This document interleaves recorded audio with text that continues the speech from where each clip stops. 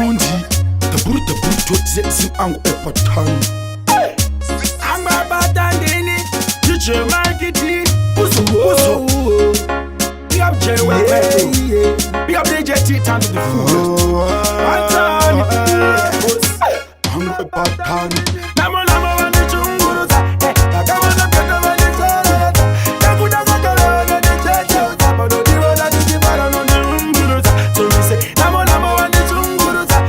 Akawana kata wani sarata. Nakuda kakala wani cheche. Sabado diwa na dijibara no nyumburuza. Kwebana demi. Takungo kara nikichema. Musozi bamatama itirema. Ini ndo itakungerema. Nekuda kwa kwewe namu. Takungo kara nikichema. Musozi itirema. Ini ndo itakungerema. Nekuda kwa kwewe namu wani chunguruza. Wakawana kata wani sarata. Nekuda kwa kara wani cheche. Sabano ndiwa na nijibara no nyumburuza. So me say, namo wani chunguruza. Wakawana kata wani sarata.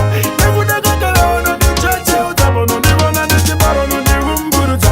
Bangiri wakatoromera woko. Ameno nenye kutidiri muyera soko. Nizina changu ninenga nirimboko. Amwe pachondo tisira wapa mutoko nyekuti. Ndakuda kuwane kwa wapa televisioni. Kwita kunde matumbe na vilimoni. Mupaiperi, dirimambo sone moni. Seso mu epatani, dini ango epatani.